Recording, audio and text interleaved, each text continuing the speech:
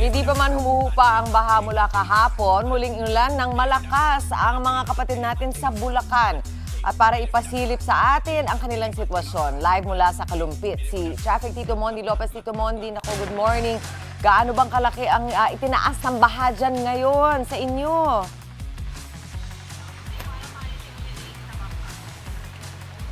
Yes, Tito Yes, Mondi. Mami Chike, good morning at good morning sa inyo mga kapatid. Wala munang sayawan, nandito ulit tayo. Nandito ulit tayo sa aking bayan, dito sa Kalumpit, Mami Chike.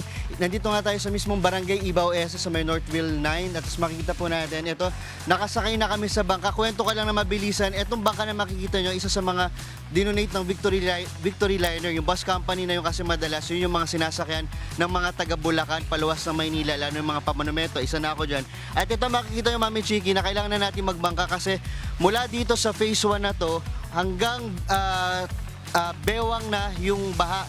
Tapos dito sa likod ko makikita ninyo, Mami Chiki, na ito yung eskwelahan ng Northville Elementary School na mula kinder hanggang grade 6 meron na. Pero dahil nga walang pasok na isang linggo, dahil nga sa tindi ng baha dito, yung second floor at third floor na makikita nyo, yun yung ginagawang o nagsisilbing evacuation center na mga kapatid natin dito sa barangay Ibaw S. At dito makikita nyo, ito para siyang community, Mami Chiki, na kahit baha pa rin, tuloy-tuloy pa rin yung mga operasyon, like yung mga may butika, may mga nagtitinda, para po maserve yung pangangailangan ng mga kapatid natin.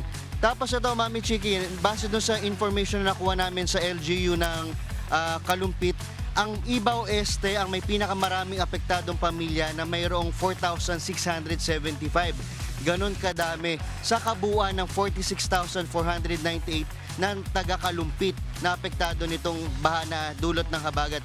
Samantala, dito rin sa Ibaw Este mayroong 15,969 na individuals yung apektado. Kaya ang ilan doon nag-evacuate na para nga maligtas nila yung kanilang mga kaanak, tapos yung mga bata rin, na ngayon medyo hindi pa namin medyo mga tulog pa yung mga kapatid natin. Tapos ito, makikita, ito yung pa-phase 2 na, Mami Chiki, talagang yung bahay nila hanggang bintana na yung abot Kaya yung makikita nyo, merong mga ibang kapatid dito na nagsa-second floor na. Ito mga kapatid natin, yung kwento lang natin, ito mga taga Northville 9, sila yung mga na-relocate, Mami Chiki, na mula dun sa ginagawang release ng PNR. Ito yung mga galing sa mga barangay Balungaw, Corazon, Iba Este, Palimbang, Borneo, na ito, ginawang pabahay na sila. So kita nyo. Tapos ang matinding sakripisyo ng mga kapatid natin, barangay Iba Este, kanina madilim-dilim pa, talagang yung iba, bukod sa kung wala silang bangka, meron dito na talagang yung nilalakad nila, naka-jumpsuit, iba talagang nilulusong nila kahit wala. Then yung iba naman, part na rin ng pagkakakitaan nila, na iba gumagawa na rin sila ng sarili-sarili na bangka. Iba nakita namin gawa sa plywood, tapos nilagyan lang ng batsa, tapos yung gulong na luma lalagyan ng ng mga plastic na bote. Kita nyo dito, meron tayong dalawang kapatid na yan na tagang lulusungin nila kasi pag nagbangka ka raw, abutin sir mga 50 pesos, no? 50 pesos to 100 pesos. Tapos ito, pit lang natin dito. Ito mas matindi. Kaya po ba natin atras? Ito kasing lugar na to, bukid siya pero makita parang na ring maliit, parang ilog na rin ito. Lalo ito, isang iskinita na to, talagang abandonado na yung lugar kasi ang taas ng baha dito, Mami Chiki. So yung harap nila, kita nyo yung mga foam na nagkalat na rin na talagang ganong katindi yung baso loob. Tapos itong dediretso natin, Mami Chiki, itong pa-face na sir, no? Diretso na.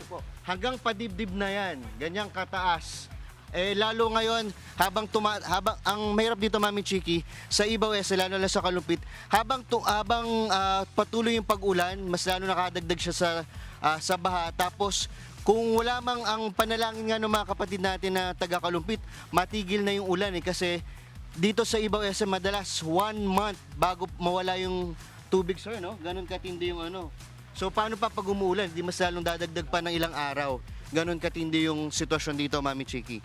Tapos ngayon, madalang lang kami makakita ng mga kapatid natin na lumuluwas. Pero kanina mga 5 o'clock, 5:30, may mga pumapasok pa papuntang Maynila.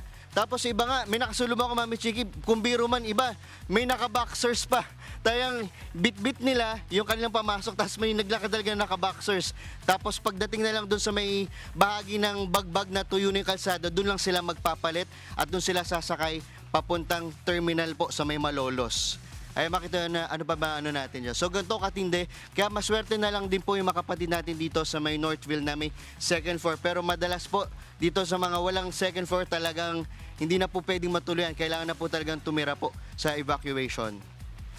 Tapos ito na, so yan muna ang ating update mula dito sa Barangay Ibaw Este. Kasama po natin ang mga magigiting nating Barangay Tanod.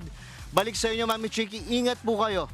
Nako, mas lalo ka na, Balik Mondi. sa'yo, Alam mo, Mami hindi Chiki. naman bago sa ating paningin yung Gulat baha dyan sa Kalumpit. Pero nakakagulat din kung gano'ng kataas siya ngayon. At ito yung, hindi na siguro tayo iiling kung makakita tayo ng traffic ng mga bangka dyan. Yan yata ang kailangan. Kaya, Mondi, mag-ingat ka dyan. Maraming salamat sa iyong update.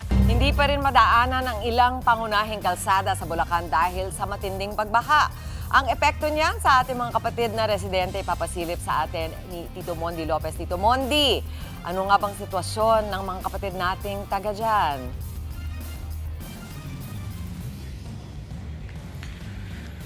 Yes, Mami Chiki, good morning sa'yo at good morning mga kapatid. Hindi ko muna masyado may ibababa yung microphone, Mami Chiki, kasi pag tinamang hawak ko dito sa side na talaga at gusto natin ipakita sa mga kapatid natin dyan na napakataas ng baha dito sa may Sitio Banawe ng Barangay Ibaw Este. At ito nga, makakasama natin, mabilisan lang si Sir Olan, isa sa mga pangulo ng Tricycle. Kita po, ganito kalalim at ang gamit nyo lang, sir, ay talagang Improvise lang po. gawa po sa... Sa drum po ito, nagaling pa ng abroad.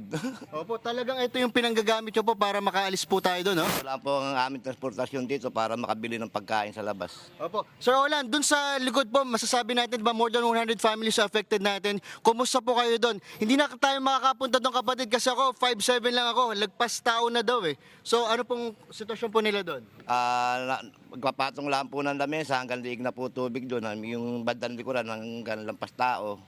At yung mga wala pong second floor, yung mga mababang bahay, nakapatong lang po sa lamesa kanilang mga higaan at doon lang natutulog.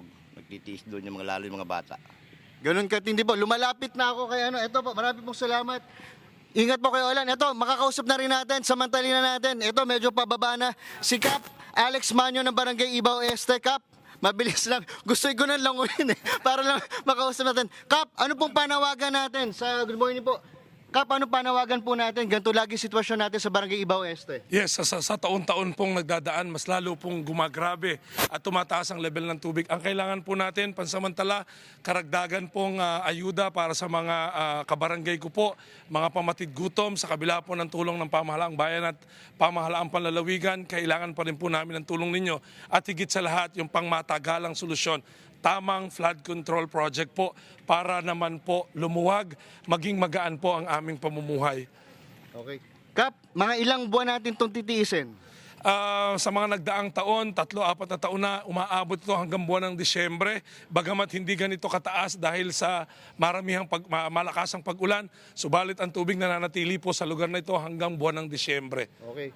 Kap, ingat po makikibalita pa rin po ang Frontline sa umaga sa sitwasyon nyo dito. Ingat po kayo, marami pong salamat. Maraming salamat po sa TV5. Kuya Mondi, salamat po sa pagkakataon. Mag-iingat po kayo. Okay po. Yan po muna natin live update dito, Mami Chiki. Ingat po, pataas ang pataas po talaga hanggang doon sa dulo. Yan muna natin live update mula dito sa Barangay Ibaw Este, Kalumpit, Bulacan. Balik sa inyo dyan sa studio. Kap, ingat po. Kitang-kita namin, Tito Mondi, ang taas ng tubig. Kaya iba yung pag-iingat lalo na sa mga bata. Maraming salamat sa iyo.